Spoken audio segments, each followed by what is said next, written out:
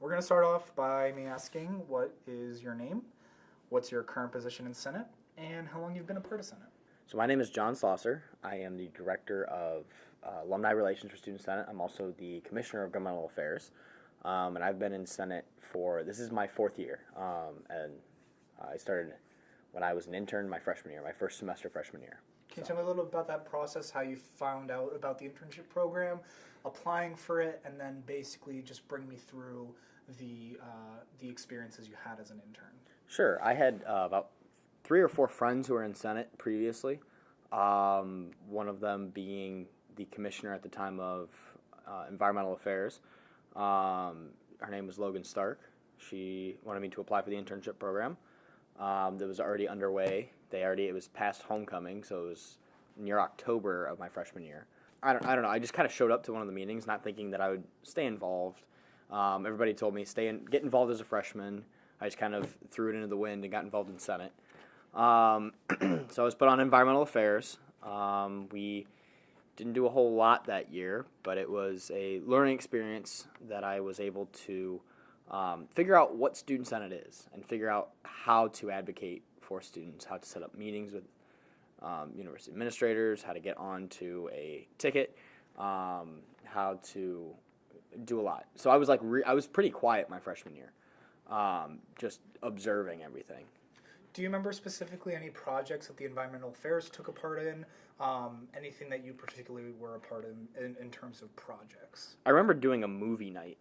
That is the only thing. It was on dangers of plastic. I can't remember the movie title exactly, but it showcased the issue with the giant garbage pile in the middle of the Pacific Ocean. I proxied for 2 committees that are no longer in part of Student Senate. One was called Conduct and Discipline. It was the forerunner to the Judicial Panel. And one was Rules and Procedures, which was also the forerunner to the Judicial Panel. Awesome. So can you also then tell me a little bit about how you transitioned out of the internship? Like, what type of position did you get the following year, next semester? Like, tell me how you got out of the internship. So interns, when I was in the internship program, stayed in for the whole year. There weren't as many openings in Senate as there are today. I stayed in it the whole year along with all my friends in the internship program. We were approached by, I was approached by Courtney Mall, who was an RA in my building at the time. She was the Health Science and Professions Senator, and she came to me asking if I wanted to run as a Green Senator for the ticket Unite. Courtney ended up winning the vice presidency along with the president, Hannah Clauser, and Treasurer Steve Lichtenfels. So you ran for the Green Senate position. So can you tell me a little bit about your transition into that? Yeah, so from intern to South Green Senator, basically I helped do chalking in the morning. We went to debates, had to get elected. It was a pretty easy transition. Just since I'd been involved in Senate a lot, I'd gone to every meeting. I hung out in the office when they were writing bills regarding broad university topics. I got to meet a lot of the executives that year, so it gave me the ability to transition easily. I remember coming in and just seeing just Gabby Baca, Jared Osman. My mentor in Senate really helped me a lot. His name is Prelo Zanonati. He was the Academic Affairs Commissioner at the time that I came into Senate. So they helped me kind of transition into being a senator. So do you remember specifically anything that you were involved in from that year? Not really. I kept quiet and tried to observe how things worked. So you, instead of taking the foreground in terms of pushing projects or bills, you were just observing and also partaking in the process of those. Yeah, so as a freshman, I saw Senate as a be quiet as a freshman type mentality. Know my place, let other people do their vision.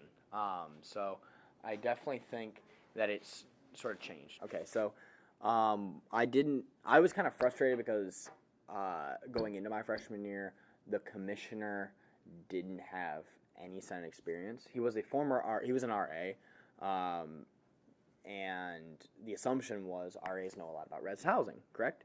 So being on residence life, like we went in with a lot of high hopes, and that commissioner he resigned about a couple months into the year, and we didn't really do a whole lot. We didn't go to. It's right. As a senator, I was just kind of like, okay, like I don't want to go above my commissioner's head because Senate has a very clear structure. At the time, like I thought, don't go above the head. You don't talk to the vice president about your commissioner. Don't talk shit about your commissioner.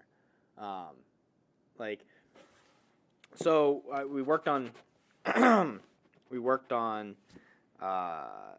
We didn't do anything until he was replaced, and I applied for the commissionership. I interviewed with the vice president. It was before the times when the vice commissioner would become commissioner, or at least acting.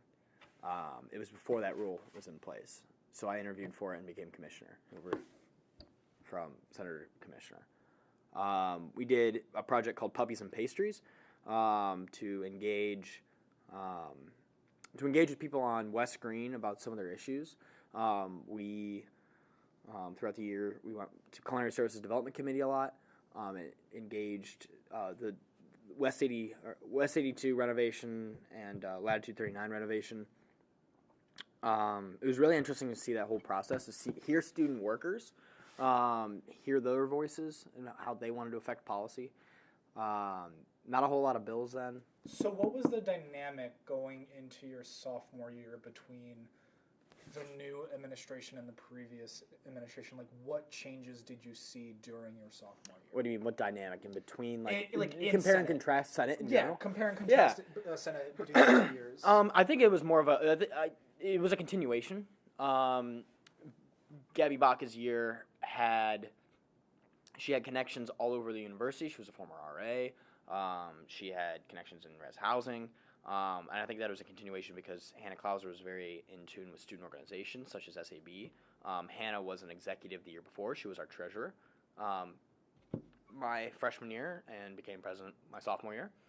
I think that it was a building moment of building momentum with student advocacy because you have to think at the time, like my first 2 years of Senate was rebuilding from 2 years of scandal. A year where Nick Southall got tased and arrested, and then the Megan Marzak year. So a lot of it was reestablishing connections around the university, reestablishing that Senate is a professional organization and carries itself as such, reestablishing a lot of structure. And I think that Hannah's year had a vision of the judicial panel. That was the first year of the judicial panel being a thing. I remember interviews going into creating that. Can you tell me a little about the process to establish the judicial panel? Yeah, definitely. I didn't help out with making legislation, but I remember in the debates, a lot of people were concerned that a separate organization, a separate wing of Senate wouldn't understand Senate as much. And to a fair extent, they don't. They have the Chief Justice and the Clerk of Court understand Senate, but the core of the judicial panel is very separated. They can see the rules in an objective sense. And that's kind of what it was designed for, because at the time, conduct and discipline and rules and procedures could be stacked by the president. So you could have an impeachment trial and conduct and discipline be shut down before it even reaches the Senate. And for checks and balances purposes, having a judicial panel made that a lot easier in case of an impeachment. So it's definitely, things have been working more smoothly between my freshman year and sophomore year with the judicial panel. So I want to hear more going in terms of the transitioning to get more to the present day in Senate. Mm-hmm. Tell me about how you got involved into your... As a commissioner my sophomore year, we didn't have cabinet meetings. It was just basically one-on-ones with the vice president. I wanted to do something that was a little bit more than a commissionership. I helped run I was the campaign co-campaign manager for Greenlight, which was Landon Lama, Nicole Schneider, and Zach Woods. It was definitely a experience. There was 3 tickets running, us being one of them. That election cycle was very stressful, but the most fun I've had in Senate. It was so much fun. Organizing debate preparation, organizing chalking. The executives went around to most of the departments, the vice presidents of the university, so it's facilities and different campus areas to build their platform. I definitely think I thought at the time that would be good for as soon as we got into office, we would hit the ground running. We would be able to address problem areas, address printing issues on campus. I thought that we'd be able to address. Landon promised to vote against all tuition increases on Budget Planning Council, and he did. He followed through on that promise. It was definitely the most challenging and most fun part of Senate. I want to hear more about intricacies of your involvement as like previous experience that may have helped out, and any experience you may have gained specifically from you running the campaign. Yeah. So setting up, helping set up meetings, helping build the platform, helping create the ticket. With 3 campaigns running, there's a competition for who's going to be involved. You have to identify what students are passionate enough to show up at 6 a.m. for chalking. Who's passionate enough to take time out of every Wednesday. Who's going to stay in Senate? Who's going to speak up? Who's going to write bills? Like, you are trying to identify student leaders and identify who can help the student body the most. And I take that very seriously. When developing the ticket, it was holistic, right? Like, we had Maddie Sloat and Parker Smith were our successful RAs in residence life over on Residence Life Commission. We had, I'm trying to think back now. It's weird how fast 2 years has been, or 8 last year. We had Matt Mamone on our ticket as a campaign volunteer who eventually became our Governmental Affairs Commissioner. Matt came to a Senate meeting, spoke out against the Bobcat Readership Program being cut, and we identified him as a passionate student who cared about what's going on campus. There was competition for me. I was asked to run both of the other campaigns, and I turned them down because I felt passionately about our message of building Student Senate through additions of student orgs, building Student Senate not just by internal people, but by people who are leaders around campus. And I really bought into that vision. And I've definitely learned time management skills. I learned organizational skills that would eventually help me in my role for my junior year. Yeah, so let's transition outside of the election process to talk about your time as chief of staff. Yeah. I would love for you to basically just share as much as you like about that year as chief of staff. Yeah, it was an interesting experience to go from being 2 years removed from being an intern to being the chief of staff, because you have such a diverse oversight of staff roles. So, Nick, as you know, as the historian, like, we had one-on-ones. I'd call you and say, like, how are you doing? Like, can I help you with anything? Like, even if I didn't even if I wasn't as passionate as the topic that you were doing, I felt like I tried to make the most of how to fit your vision into the rest of the Senate.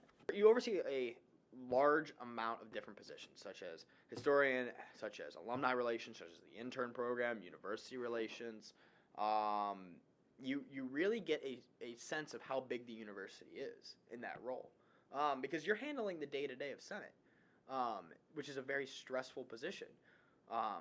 When I was chief of staff, the executives kind of required me to put stuff on their calendars, which is a little frustrating, to be honest with you. You're chief of staff, you're an executive, but you're not. You have a lot of the same responsibilities you have no kind of incentives or like, and everybody in Senate does Senate for free. except for 3 people. And I think that has its plus sides and minus sides. Different universities pay their student governments, but also they're talking pieces for the university. So I definitely was putting in at least probably 30 hours a week just by chief of staff stuff. I never left the office. Organizing the files, like if you look back in that archives, you can see every file has a name to be able to search the legislation instead of just the numbers. And we passed well over 100 resolutions, well over 100. So I mean, it was fun. Being the intermediary between kind of the Senate body and the executives, it had hard parts because there's times that you would understand where commissioners were coming from of their objections of which way the administration was going, but at the same time, like as chief of staff, you could get fired at any time. There's no protection process for a staff member. So if a staff member messes up, there's no appeals process. They're fired, which is scary, and I think it's kind of wrong. But chief of staff is an interesting role, and I definitely like if somebody does it, they have to be dedicated to Senate, because you're handling stuff in the office, you're ordering tons and tons of blue books, you're doing a lot of the behind the scenes stuff. It has to be somebody who wants to be more behind the scenes of Senate to keep everything going. Interesting. So, are there any instances that stood out the most to you? Either certain events, certain topics that were discussed, bills, resolutions, stuff like that. Whenever you. One big event that stuck out to me the most in my time in Student Senate was the Bobcat 70. It was on a Wednesday, so obviously the majority of us were in Senate still when it was going on. I remember people coming in saying, like, 70 students were getting arrested. I remember one of my roommates got arrested in that event. I definitely feel like at the time, it was like, what do we do? Right? Like, the university arrested 70 students. Like, what happened? Why did that happen? The conversations on the campus, the freedom of expression policies that led after that, that's very memorable. This is going back a couple years, but we did a referendum on whether or not we wanted to be a concealed carry campus, which was the only time the referendum process has been used. Which the referendum process, the student body votes publicly for or against an issue. I think 75% or 70 to 60% of the student body voted against having concealed carry on campus. So those votes were translated proportionately into our body. So say 100 people vote for gun control, or vote against having guns on campus, and 200 vote for having guns on campus. It's like 100 vote against, 200 vote for.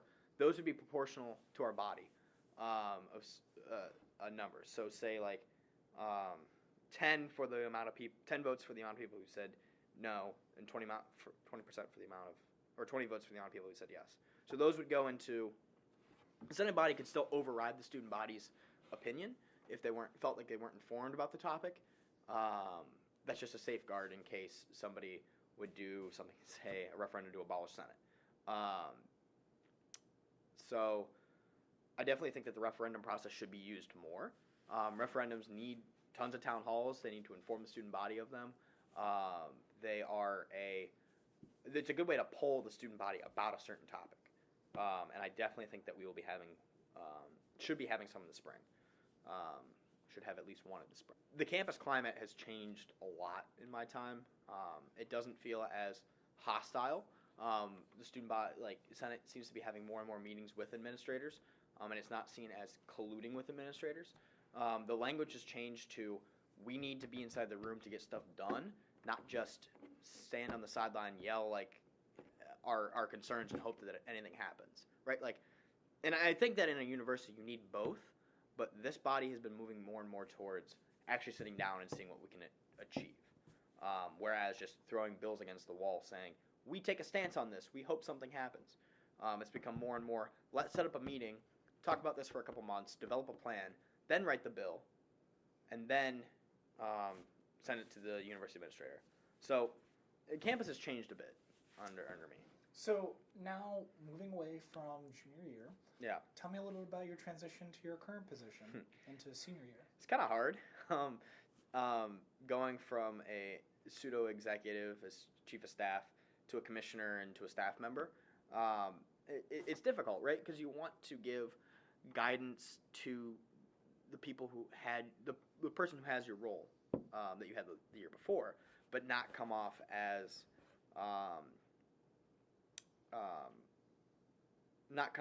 preachy, not come off as intrusive, realizing that it's not my year.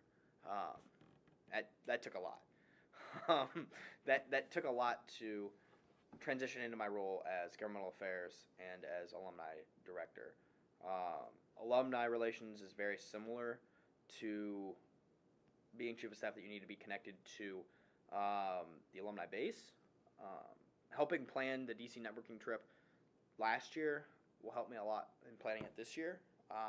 My two positions as governmental affairs and alumni relations should be communicating a lot, in my opinion, because a lot of our alumni are involved in politics.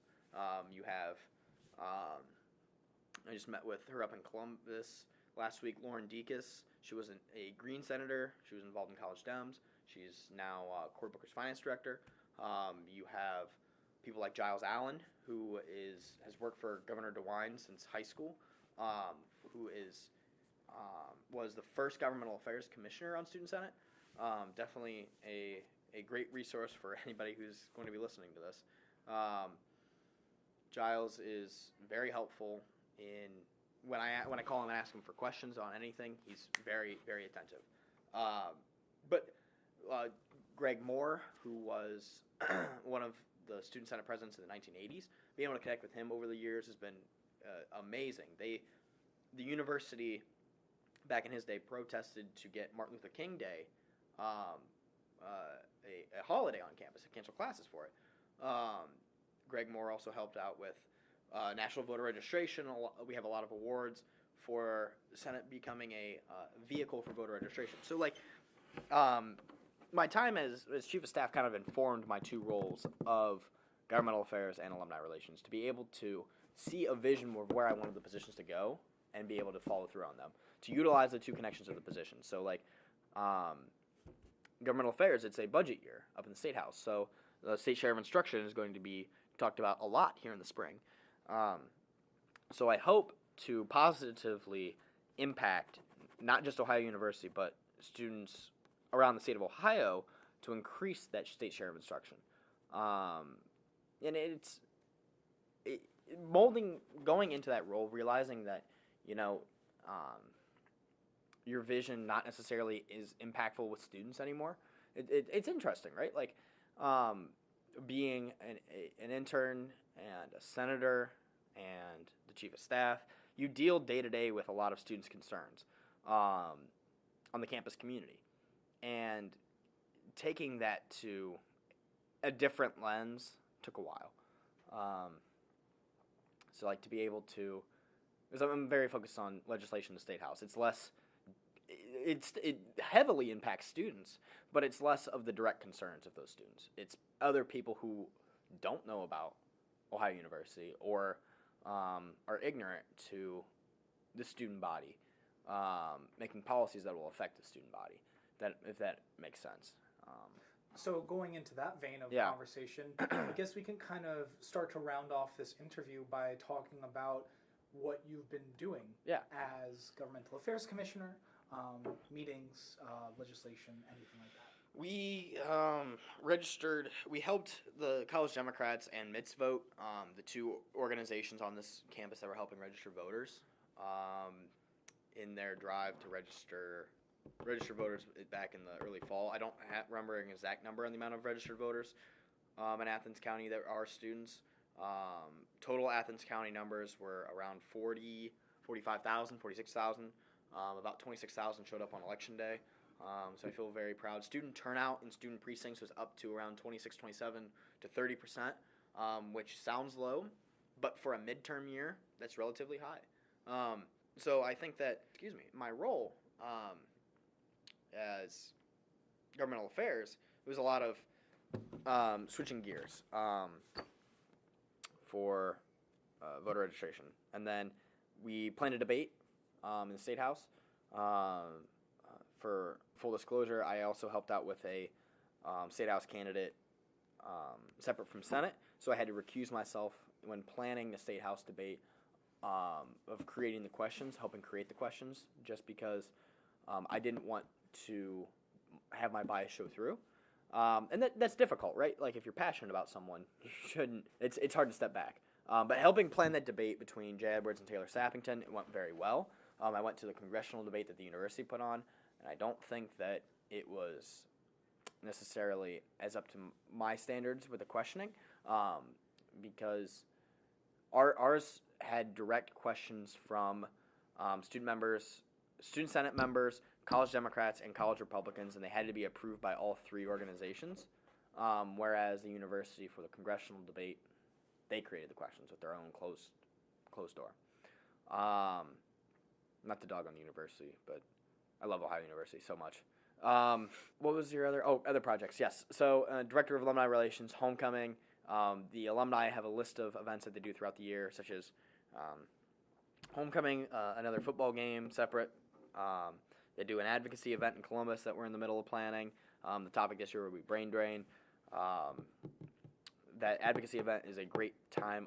We're up in the State House to meet our alumni and to interact with the legislature. In years past, we've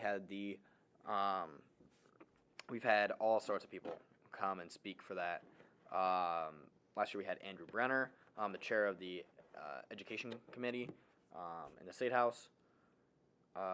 So helping plan the advocacy event is really, really important. I'm also helping to plan the D.C. networking trip, which will have a lobbying component to it. We're going to try to meet with Senator Brown, Senator Portman, Congressman Stivers, try to get a meeting up in the Department of Education to try to lobby for higher education affordability, to lobby for Title IX, and to lobby for affirmative action.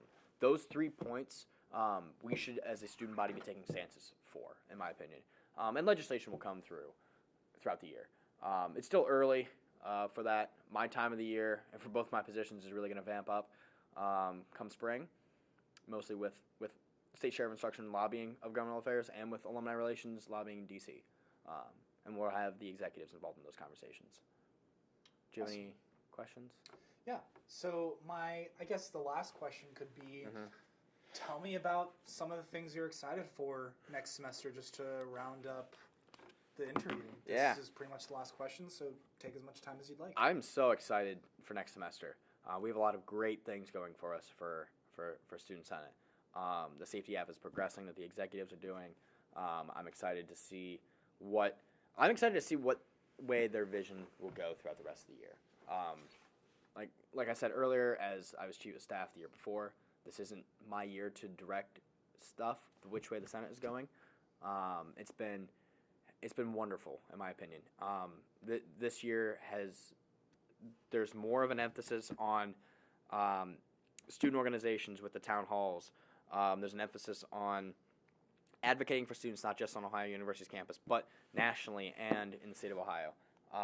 So I'm really, really excited to be able to have the opportunity to connect people to resources in the State House, to lobby for higher education, to continue my meetings with the university's lobbyist, Eric Bouchard. He's been a really helpful resource in the 2 or 3 meetings that I've had with him. When Senate takes a stand on a bill, I call him about whatever State House bill it is. Hey, Eric, can you give me a report on this? Do you think it's going to pass? Do you think it's going to fail? What's your stances on it? And he tells me. Eric is an amazing resource for Ohio University. I don't know. I'm just excited to wrap it up.